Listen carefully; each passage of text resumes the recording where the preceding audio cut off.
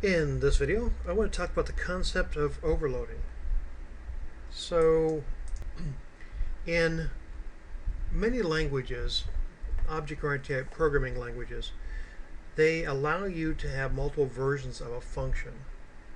And Python doesn't quite support this in the normal or traditional sense, but it does have a way of doing this, and I'll show you that in a minute. Let me just give you kind of what the code would look like if Python supported it. So consider this kind of pseudocode.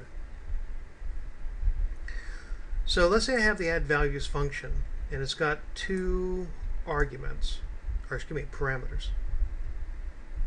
And then I have another one with the exact same name. Function's got the exact same name, but it's got a different number of parameters. The fancy term for this is that it has a different signature. The signature of the methods are different. And that means that add values is overloaded. It has more than one version of itself. It's overloaded. Another fancy term for this is it's polymorphic.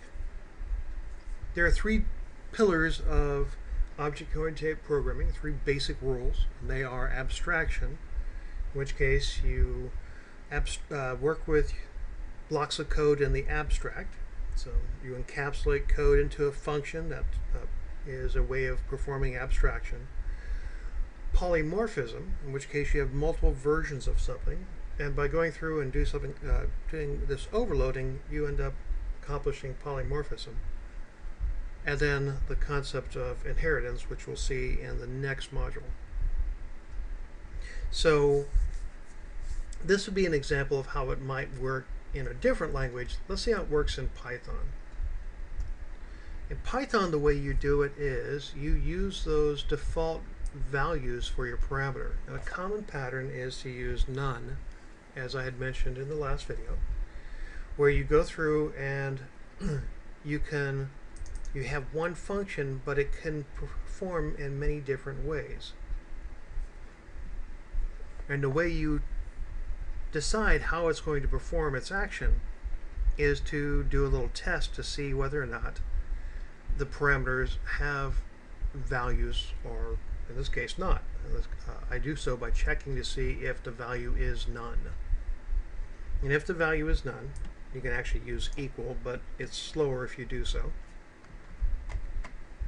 If the value is none, then you just go ahead and add two values together. Otherwise, you add all three values together. So it's one function, but it performs many different ways. And this would be Python's version of overloading. Now, when I call the function, I just go ahead and call the function with two arguments or three arguments, and it will perform differently based on that. So if I come over here and I put a breakpoint, and I see, let me stop the program, I'll launch it again in debug mode. As I progress, you can see that I passed in 5 and 10 as my arguments. So value 1 has 5, value 2 has 10, but value 3 has nothing. So I'm going to go ahead and examine value 3. It is at none, and so it just goes ahead and adds a 2 and sends back the results. And I print out the data.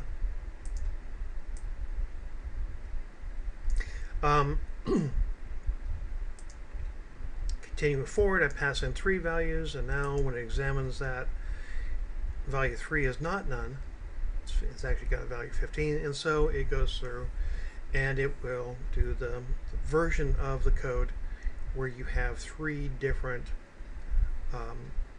values that you're adding together. So it's really simple. There are a number of languages that do not support the function of overloading it in the traditional sense, but do support it by using default values. An example of that would be the database programming language called SQL or SQL. And that's just one of a number of languages that use this technique. But that is the concept of overloading, and overloading is a mechanism of achieving polymorphism. just like encapsulation is a mechanism of achieving abstraction. Once again, hope it makes sense. Something to keep in mind is that this is from the Python documentation. None is a type. So it says it's a sole value in the type of none. What they mean by that is there are some types that contain, a type is can be a collection of one or more pieces of data. In this case, there's only one in there. It's the type of none, and it's frequently used to represent the absence of value. In other languages, they use the word null, like in the database technology. Where they're doing SQL programming, they'll use the word null. You can read the value by using the is, but you can't assign a value to none. So if after you've gone through and if you didn't pass a value, assigning a value to the keyword none is not going to fly. So don't try doing that later. So none is a type, but you can't assign anything to it. It actually is meant to represent that an absence of the value or a null content. Okay, that's it for this video. I will see you in the next.